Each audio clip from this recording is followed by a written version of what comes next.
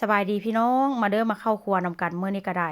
มื้อนี้ก็ดึกดื่นๆอีกแล้วพี่น้องหันบ่แม่นดึกนี่ก็บ่แม่นข่อยเนาะเฮือนหลังนี่ก็ส่วนหลายเฮ็ดกับข้าวกินดึกหันบ่เฮ็ดก็คือว่าหั่นล่ะเนาะท้องมันก็หิวจอกๆห้องแจ๊กๆอยู่พี่น้องเอ้ยเลิกงานมาก็เปลี่ยนเสื้อผ้าก็แวะเข้าครัวต่อน้ำก็ยังบ่ทันได้อาบ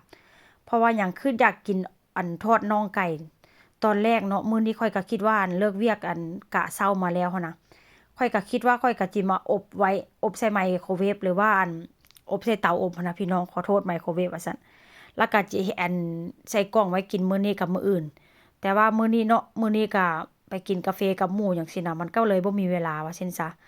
แล้วข้อยก็เลยบอกว่าถ้าหากว่าบ่มีเวลาเช่นเลิกงานมาจึงสิเฮ็ดกินแต่พวกเจ้าฮู้บ่ว่าข้อยได้กินประมาณจักโมงสั่วสิอาบน้ำอาบท่าแล้วฮอดแล้วก็ไปอาบนงอาบน้ำต่อ เที่ยงคืนครึ่งพี่น้องก็ย่ามันเถาะไปเนาะหันบ่เฮ็ดมันก็บ่ได้กินเพราะว่าสิตั้งใจมานั่งเฮ็ดแท้ๆนี่มันก็ยากว่าซั่นซะเนาะพี่น้องมื้อนี้ข้อยก็สิหมักไก่หมักนี่ก็หมักแบบสูตรธรรมดาแหละสูตรดั้งเดิมว่าซั่นซะใส่มื้อนี้บ่ได้ใส่ข่านอนเด้อใส่ซีอิ๊วขาวใส่เกลือน้ำปลาแป้งนัวน้ำตาลแล้วก็สิใส่นมนำเนาะมื้อนี้ก็บ่ได้ใส่ไข่ว่าซั่นซะมื้อนี้แบบว่าเฮ็ดเร่งด่วนเด้ หมักแล้วก็เอาลงมาทอดเลยพี่น้องจักเข้าเนื้อบ่เข้าเนื้อมันก็สิแซ่บอยู่หั่นล่ะเนาะเพราะว่าเฮาหมักไก่เฮาหั่นแบบนี้หั่นน่ะน้ำแบบพวกน้ำน้ำซอสมันก็สิเข้าไปได้แล้วล่ะว่าซั่นซะแล้วก็เวลาทอดนี่ก็ทอดไฟแรงอ้าวแรงโพดพี่น้องฟ้าวแล้วก็ลืมกลับได้เพราะว่าสิตำแจ่วเห็ดนำเนาะย่างไปย่างมาลืมมากลับไก่พี่น้องแต่ว่ามันก็บ่ได้ไหม้แบบว่าถึงขั้นไหม้หลายดอกว่าซั่นซะเนาะขึ้นไปขึ้นมาแล้วก็ขาดข้าวเหนียวพี่น้องเอ้ยไปซื้อข้าวเหนียวก็บ่ได้ ไหม้นี่บ่ไหม้หยังไดไหม้นมพี่น้องเพราะว่าข้อยเอานมใส่นำเนาะไฟนี่ก็ถือว่าร้อนแรงอยู่แต่ว่าความมันหิวข้าวอะนะพี่น้องผัวก็เลิกงานมาผัวก็มาท่ากินข้าวนำผัวบอกว่าคือบ่ทอดไข่ผัวก็อันดับแรกผัวบอกเจ้าคือบ่ทอดไข่ให้ข้อยกิน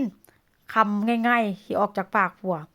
ข้อยก็เลยบอกว่าถ้าหากว่าเจ้าบ่กินทอดไก่ข้อยก็จะทอดไข่ให้เจ้ากินเจ้าสิกินบ่ผัวบ่ปากพี่น้องแล้วมื้อนี้ก็บ่ได้มีกระดาษห่องเด้อเพราะว่าหยังกระดาษหมด กระดาษก็ได้พี่น้องเอ้ยบ่ฮู้ว่าผัวสิซื้อบ่นี่นะเพราะว่ามื้อนี้ผัวก็ตื่นเช้ามาผัวก็ไปซื้อของสิได้โทรหาผัวแล้วว่าให้ซื้อกระดาษมานำแด่ก็ค่อนข้างจะมีน้ำ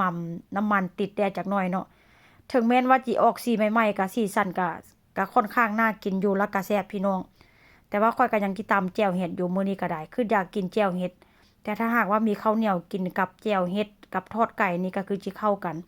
อันที่เห็นอยู่ต่อหน้าอยู่หม้อกระทะหั่นแม่นเห็ดเด้นะพี่น้องค่อยทอดเห็ดนี่ล่ะเนาะหน้าตาของมันก็จะเป็นประมาณนี้พ่อแม่พี่น้องมันก็บ่ได้ดูแย่ก็บ่ได้ดูแบบว่าน่าเกลียดเด้อกะสีสันน่ากินแซ่บว่าซั่นซะ